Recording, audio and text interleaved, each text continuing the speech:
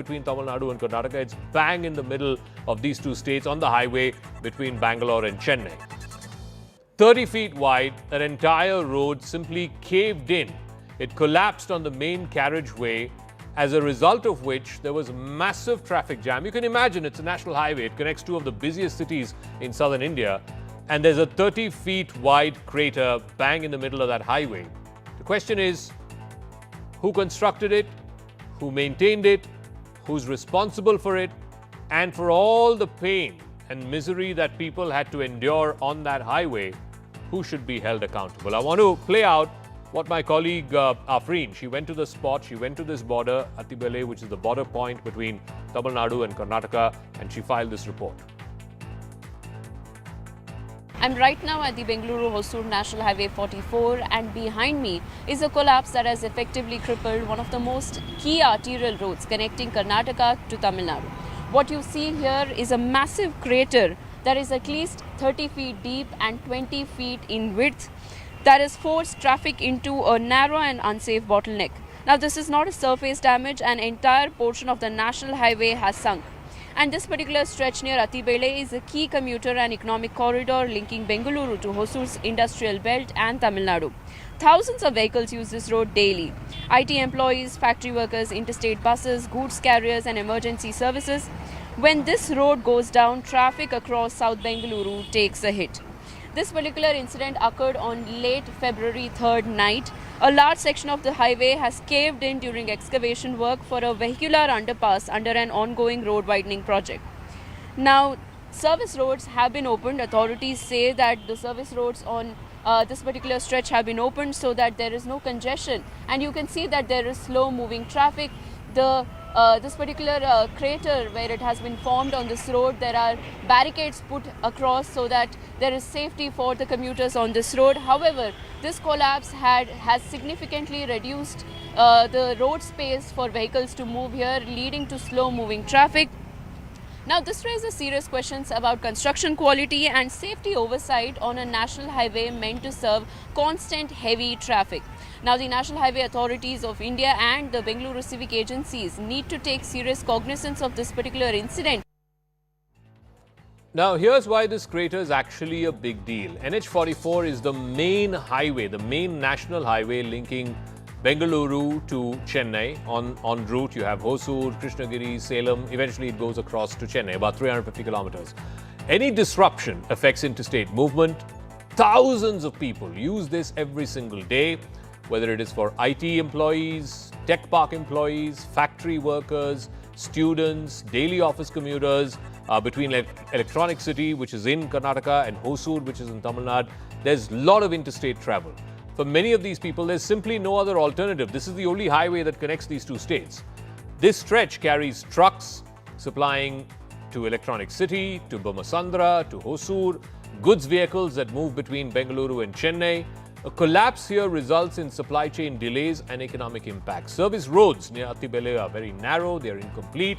So when the main highway is shut, then vehicles have nowhere else to go, and that led to hours-long jams. We were given to understand there were 8-hour-long jams. It's not a local issue, it's not a regional issue. This is a national highway, and it's a choke point. Surabhi Hodigere is spokesperson of the Karnataka BJP. Shatabish Shivanna is spokesperson of the Congress. Surabhi, the NHAI is the primary authority that built this and has to take care of this, maintain this road.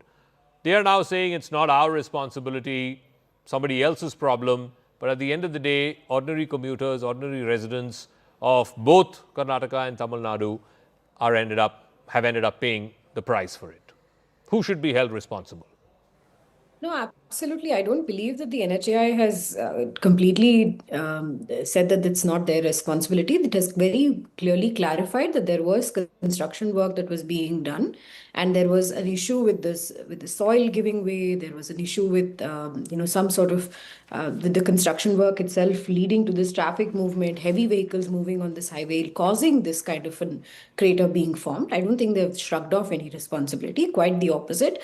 Absolutely, when such an incident happens, evidence. There is a need for there to be an audit. There needs to be the guilty must be held accountable, and that is something that the Prime Minister-led government has done constantly, which is whether it was in Gujarat or elsewhere. It does not function like the UPA government, wherein contractors are recycled, and instead we have a blacklisting mechanism. We have more stringent audits and more stringent protocols after something like this has happened, and even much before. So I don't think anybody plugging off responsibility. So how long before this is plugged and this issue is fixed and this problem is 100% addressed? It's nobody goes into governance thinking that these are things that we want to see happening, but the government and the Prime Minister is a lot more certain about how to deal with these things. Criminality, whether the contractor, there's criminal liability on the contractor that needs to be established, investigation will follow, an audit will be done, the contractor will be taken to task. This road was paved more than 20 years ago. It's not just the NHAI. The BBMP is responsible for arterial and sub-arterial roads. The BWSSB is answerable because there was a pipe leakage which happened a few weeks ago, which led to the loosening of the soil. The Bangalore Metro has been constructing around this area as well. There's a lot of tunneling work that they undertake, which has also caused sinkholes. Why just blame the NHAI or the central government? Ultimately, the BBMP and the BWSSB are also just as responsible for what happened. According to the National Highways Act 1956, development, maintenance, and whatever pertaining to a national highway is solely dependent on the union government. Zaka, the most important point here is last night when most people were asleep, a 20-foot wide section just caved in. Now, this is not a minor inconvenience. This is a major arterial highway, as you pointed out. It connects 3 states, in fact.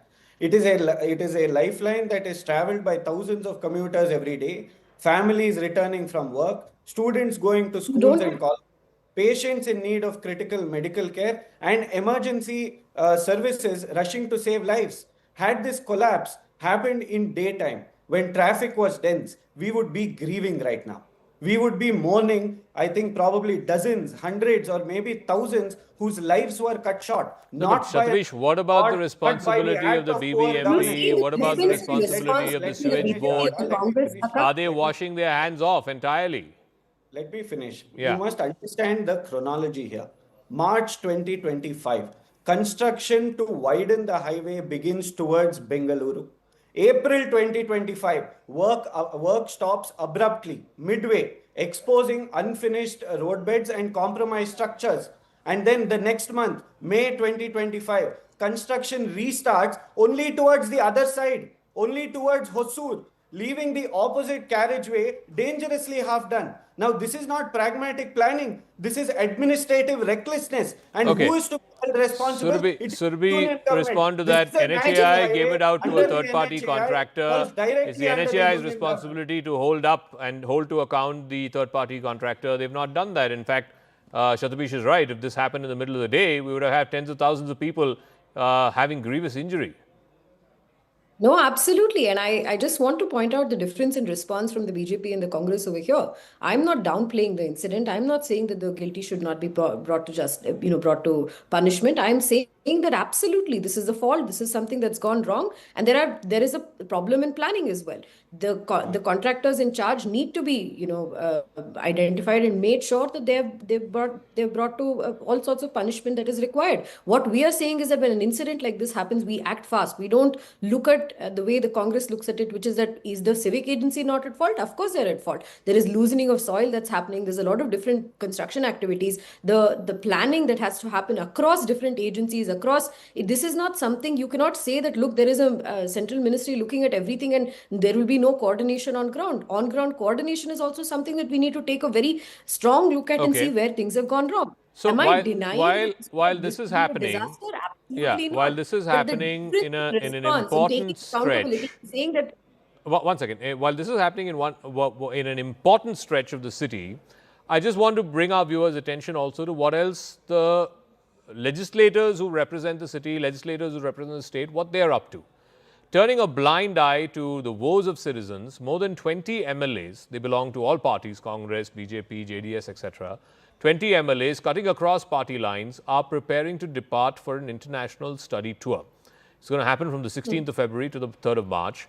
The junket includes a visit to Australia and New Zealand. It's not just for the MLAs, their family members also.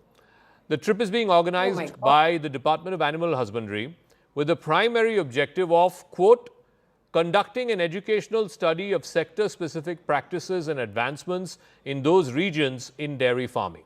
Now, the government, interestingly, the government of Karnataka, which is funding this entire junket, has refused to share the cost of this junket. So, Shatabish, while on the one side you say, oh, NHAI is this and central government is this and people were left to their devices, what are MLAs doing spending taxpayer money learning about how cows breed in Australia and New Zealand? You're funding this. Zaka, study tours happen in a routine fashion.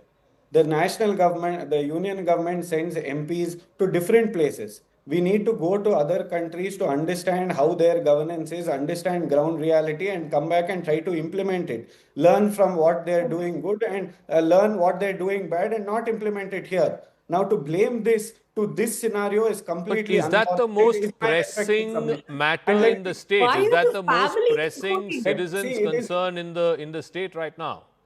See, I don't want to deviate from the issue. I want to be clear No, the that issue is also not being, some is village this. road. Priority, yeah. Surbi, I did not interrupt you. I want to be clear that this is not some village road. I want to focus on the issue at hand. This is a national highway that comes under the NHAI, under the union government. No, And I this understand all of first that. But collapse we've seen. Shatabish, I will not what deviate about the from the issue. I priorities? will not Not deviate an from What the about answer. the issue. priorities Please, of the state whenever I'm government? trying to make a point, Is sending MLAs on a Zaka, junket the whenever I try priority to right make a now? point, you interject me. No, I'm not Please allow me my time. interjecting. I'm Please just allow me my requesting time. you to answer my question.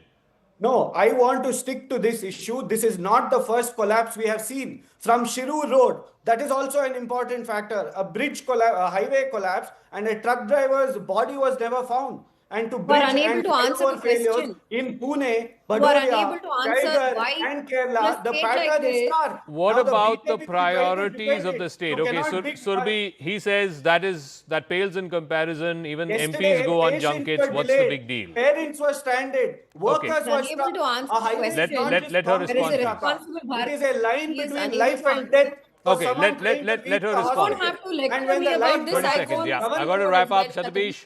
The Let difference Surbi between have the you final me word, that I'm please. Yeah. taking accountability. Daka, I just want to understand why are families going on this trip? By the way, there's been a 20% increase in milk prices since the Congress government came to power. What dairy farming are they going to learn? Yeah. Why do you have to, if you're saying that the road infrastructure is bad in Bengaluru, in bad in Karnataka, your MPs and MLAs are better served asking these very questions. I have taken accountability through this entire debate. I have answered the questions, whereas you have run away from the questions. Why are families going on this trip? Why Okay. are families being paid by taxpayer money to go learn about animal husbandry when we have civilizational knowledge about animal husbandry? Okay. What best practices are they going to get? We'll have to leave it at that. astounded Surbi by and this. Shatabish, thank you very much for joining us. Like I said, while roads are caving in, there's a massive sinkhole on a key arterial road, on a key highway linking two states. MLAs are going to study best practices when it comes to animal husbandry, and they're going all the way to Australia and New Zealand, funded by the state.